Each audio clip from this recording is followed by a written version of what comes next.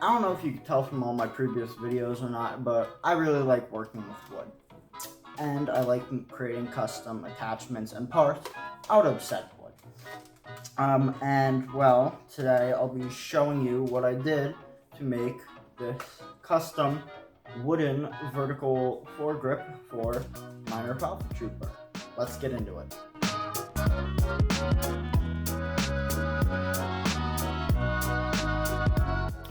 So, if you were very eagle-eyed and watched my first ever video, you might notice that this is not actually the foregrip in that video.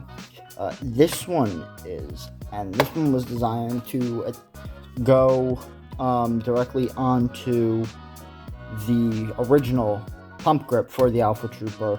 Two screws with washers went in the back and connected to the sling mount, and then there was power cord going onto this sling mount.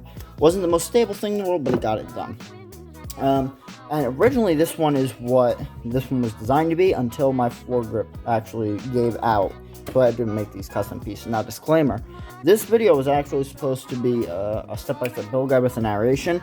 However, my phone got damaged on a whitewater rafting trip, and that video was saved onto my phone rather than my SD card, so those files are basically lost forever.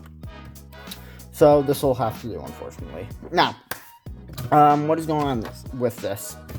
First off, this is based off of the foregrip of the Rampage.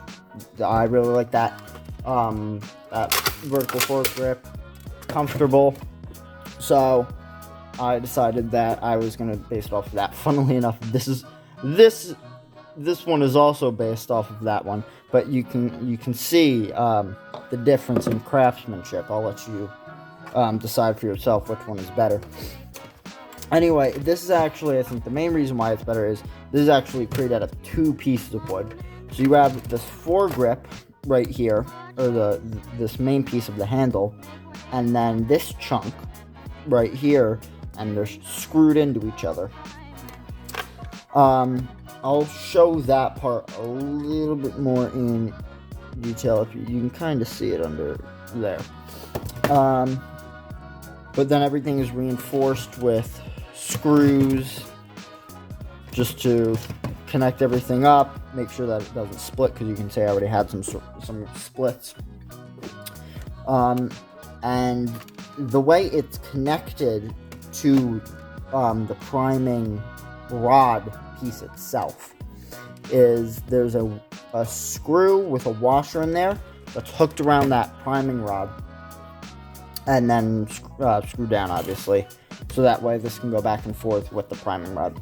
However, it's not very stable, which is why I fabricated these custom ring pieces, which are made out of POM plastic. I basically traced around the outside and inside of the original pump grip, drilled out holes all around, sanded around to make sure that it fit on and off, and then drilled holes and then put screws in so that they would screw in to the wood. And then this piece, this back piece, because you can't get it off with, or you can't take apart the blaster really, if this is on, because, you know, obviously it won't be able to open up, and you can't actually easily unscrew this without taking apart the blaster, if that makes sense. So basically I had to cut it down the middle on both sides and then get a connecting piece, and that's fixed like that on the back end, so that way it can be separated and taken off independently when I'm removing everything to open up the blaster. The main thing I will say with this back piece is making sure that you have enough clearance. I have just barely enough for it to fully prime, but that is something that you should pay attention to when you're making yours. And then the last thing is these bolts here, these that stick out, are just for reinforcement, making sure that there's less play. You can still see there's quite a bit of play in between everything, but it's just to add a little bit more reinforcement. This thing is sturdy as heck and is not going anywhere. Anyway, I'm gonna take apart the components and show you just the way I fix this onto that priming rod a little bit better, so you can get an idea of how to do it on your own. Alright, so hopefully this shows you a little bit better. I don't want to have to take this apart, so I apologize. So you can see this one screw there, one screw back there. That's to fix the handle to this piece.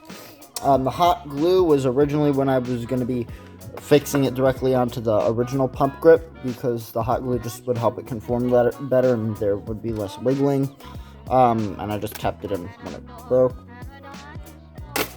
These screws were to help prevent splitting, and then you can see in there that screw with the washer attached where it's around the main priming rod, and that's just making sure that it's actually priming.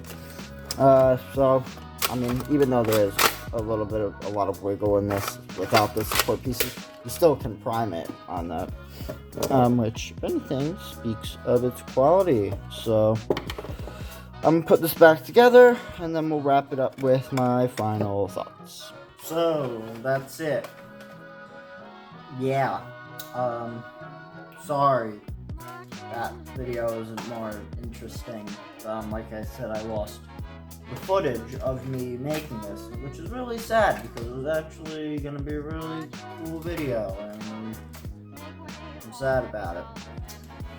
But whatever. Just, you know, more time to work on other videos and editing them, I suppose. Don't really have anything else to say. You know, you've seen it. It's functional. Gets the job done. It's sturdy. It's comfortable. I like it. And, you know, if you spend enough time just getting all the measurements right, you'll be able to do it too. So, thank you very much for watching this video, even if it was kind of boring. You know, if you like my videos, then be on the lookout for the next one next week. So, until next time, and I'll see you then.